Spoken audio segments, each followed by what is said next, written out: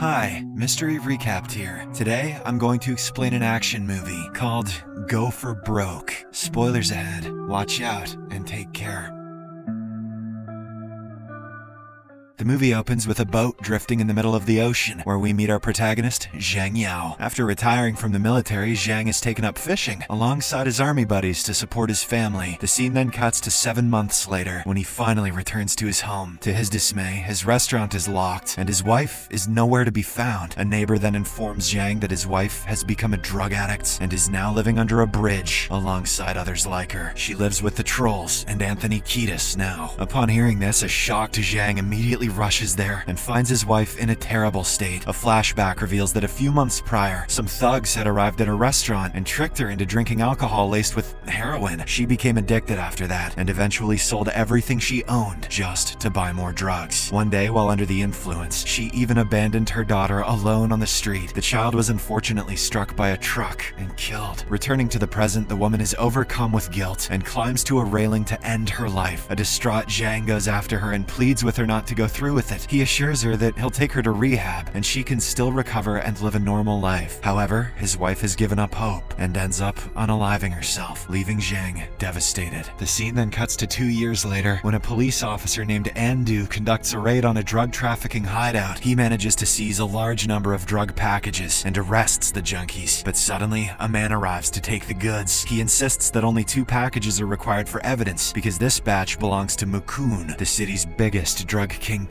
Although Andu is frustrated by this, he has no choice but to agree. We are then introduced to Mukun, who turns out to be an old man, struggling with poor health. He is visited by his right-hand man, Heita, who informs him about Mukun's illegitimate son, Suang. According to Heita, Suang is currently imprisoned in the Philippines and is a highly dangerous convict. After his mother died, he grew up on the streets and became a gang leader at a young age. Heita reveals that Suang has committed countless murders and doesn't even hesitate to eat people. Despite the heinous crimes committed by his son, Mukun remains unfazed. He states that he will not live much longer and wishes to make amends for his past mistakes. The old man then urges Heita to bring Suang to him using whatever means necessary. In the following scene, we see Suang sleeping peacefully in his prison cell. Moments later, several guards charge in and begin attacking him all at once. After the criminal finally passes away, we see our protagonist, Zhang Yao, entering the room. He then puts on Suang's uniform and makes several cuts on his face to make himself look like him. The next morning, Zhang Yao, now under the identity of Suang, is let out of the prison. He heads to the city on a ship, and along the way, he is greeted by Andu. It turns out that the police officer has hired Zhang to impersonate Suang so that they can take down Mukun and his operation. Zhang also seeks retribution for what happened to his wife and daughter, whose lives were ruined by drugs. Therefore, Andu instructs him to adopt the role of Suang and gain the old man's trust to dismantle his empire. Later, we see Mukun in a meeting with his trusted business partner, Anpei, who is also a chief police commissioner. They talk about Suang and express excitement about his return. Just then, Andu arrives at the house, and we learn that he is Anpei's nephew. He comes across Anpei's young mistress, Nancy, who informs him that the old men are meeting. Andu notices bruises on her and asks if his uncle hurt her again. However, she denies it, claiming it was her fault for saying the wrong thing. This makes Andu feel very bad, and it's clear that he has feelings for her. Sometime later, Zhang arrives at the house and acts like a madman who fears nothing. He immediately engages in a fight with one of Heita's henchmen and brutally beats him up. The commotion is eventually stopped by Mukun, who is overjoyed to see his long-lost son. He becomes emotional and embraces Zhang. However, despite the heartfelt moment, Mukun still needs to be sure that this man is his son, so he secretly takes some of Zhang's blood and sends it for a DNA test. In the evening, Mukun holds a grand party to celebrate Suang's return. He also receives the forged DNA test results and is relieved to know that the man is indeed his son. After that, Mukun heads to the stage and introduces Zhang to everyone as his long-lost son. He even gives his Buddha necklace as a sign that Suang will be his business's successor. The next day, Zhang immediately gets to work and starts handling his fake dad's business. He first takes on the task of locating a drug dealer named Bale, who had stolen from their batch a few weeks prior. Zhang gathers a few henchmen and soon arrives at a dark and decaying building filled with thugs. He eventually comes across their leader, Bale. But before he can do anything, several thugs attack him. However, the former soldier defeats them with ease and manages to kill every one of them. He then brutally beats Bale and is about to shoot him to death. However, Bale begins crying and begging for his life, saying he is willing to do anything for him. Shortly after, Zhang returns to the house and proudly presents Bale and the stolen goods to Mukun. The old man is overjoyed because not only did his son return the drugs, but he also forced their enemies to submit. Mukun then finally trusts Zhang with his business affairs and sends him to inspect the drug production facility. Over the next few days, Zhang, along with Bale, goes to inspect their factories across the country. He then implements various strategies to improve their operations, resulting in a significant increase in profit. Days later, Zhang meets with Andu and gives him the locations of all their factories and shipping routes. However, the officer states that this information is not enough. He adds that Mukun has a private vault containing a large amount of black money and information about bribed officials. He also says that Mukun is powerful because of his partnership with Anpei and urges Zhang to stage a drama that will incite a war between the two of them. That evening, Zhang meets with Anpei for dinner and informs him that he will now only receive 10% of the profit rather than the current 40%. This obviously enrages the old man, who claims that he follows Mukun's orders and not anyone else's. But Zhang calmly shows him a video in which Anpei is seen killing someone. He threatens to expose it, and the commissioner responds by arresting him and locking him in a prison cell. In the evening, Bale and his men arrive at the police station and attack the place with Molotov cocktails and firearms. Meanwhile, Anpei is on his way home when he receives the news and becomes frustrated. He immediately calls Mukun to inform him of his son's actions, which leads to an argument between them. Unfortunately, the argument stresses Mukun so much that he begins to get increasingly sick. Anpei's car is soon hit by a bomb, sending it off course and crashing into a drain. Elsewhere, Andu frees Zhang from his cell and informs him that there's been a change of plans. Mukun is about to die, so Zhang must go to him right away to obtain the password and location of the vault. Later, Zhang approaches the dying Mukun, who apologizes for abandoning him and his mother many years ago. He then reveals the vault's location and informs Zhang that the password is in the Buddha necklace. Upon hearing this, a satisfied Zhang finally tells Mukun that he is not his son and that the real Suang is dead. This leaves the old man stunned, but he passes away before he can say a word. Next, Zhang heads to the living room and announces that the old man is dead. The lawyer then begins reading Mukun's will, which states that the next chairman will be Suang and that he will inherit everything that belonged to his dad. But this doesn't sit well with Heita, and he angrily shoots the lawyer. He shows his true colors and declares that he should be the next chairman, since he has been with Mukun for years. Heita then starts shooting everyone who doesn't side with him, creating utter chaos in the house. Zhang, Andu, and Bale team up to fight against him. However, due to the overwhelming number of enemies, the three decide to retreat and throw a bomb at the house. Most of the henchmen die in the process, but unexpectedly, Heita is still alive. He then begins attacking Zhang, but Andu arrives just in time to intervene. He drives his car straight at Heita and slams him into a statue. The force of the impact causes the statue to collapse and crushes Heita to his death. After the chaos is over, Zhang informs Andu of the vault's location and hands him the necklace, which contains the password. But as soon as he does so, Bale points a gun at Zhang, and Andu's expression turns sinister. It is then revealed that Andu is a crooked cop who has been plotting to take over Mukun's empire for a long time, but he never had the opportunity until Mukun requested his help in finding his son. He chose Zhang for the job because he was an exceptional soldier whose family had been destroyed by drugs. Andu then plotted the entire scheme to gain power, and it turns out that Bale is also his accomplice. However, the corrupt cop doesn't immediately kill Zhang because he still needs him for the next mission. He reveals that he murdered Anpei earlier tonight and smeared Zhang's fingerprints on the scene. Now, Andu plans to become a hero by arresting Suang, the notorious drug dealer who killed the chief of the police commissioner. After arresting him, Andu exposes Mukun's drug operation in front of a press conference. In the following days, he uses his authority to launch a massive cleanup campaign in the city. He destroys all of Mukun's production sites by setting fire to the factories. He even kills many of the workers in the process, most of whom are just poor, helpless people. After dismantling the entire drug mafia, Andu is praised by his department and even promoted to chief police commissioner. However, unbeknownst to them, the man has directed Bale to hide the drug packages so he can run his own secret business. In the next scene, Andu finally enters Mukun's secret vault and is surprised to discover a room containing a total of $2 billion in cash. This discovery immensely pleases him, and he begins plotting the next phase of his plan. Days later, Andu holds a memorial ceremony for Mukun and Anpei in the same location. The event generates a lot of media attention because no one knew the two were business partners. It turns out that Andu has invited all of the deceased's accomplices to the ceremony. He intends to bomb the entire funeral hall and kill everyone at once to eliminate any competition. Soon, the funeral begins, and Andu observes from a nearby building where the vault is kept, he has also brought Zhang, as he intends to blame him for what is about to happen. Back at the funeral, Nancy steps onto the stage and greets the guests. She then pulls back a curtain behind her, revealing massive drug stashes and numerous photos of victims whose lives have been destroyed by addiction. This shocks everyone, but before they can react, Nancy exits through the back door and locks it, trapping everyone inside the hall. She later meets up with Bale, and the two exchange an emotional hug. Moments later, Andu detonates the explosive device, which kills everyone inside the funeral hall. However, out of nowhere, the vault containing $2 billion